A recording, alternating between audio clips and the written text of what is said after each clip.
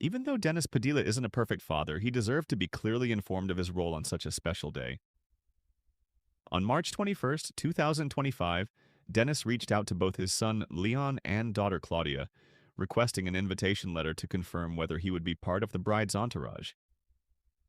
Instead of a clear response, all he received was silence.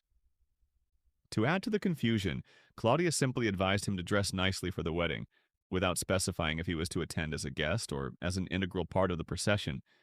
He could have had decided whether to attend, knowing exactly what he was stepping into. As the father of the bride, he should have been given full disclosure about his role so he could make an informed decision about his attendance. This situation is a reminder that at important moments like weddings, transparent communication is essential, especially when family roles and expectations are involved. Follow me for more.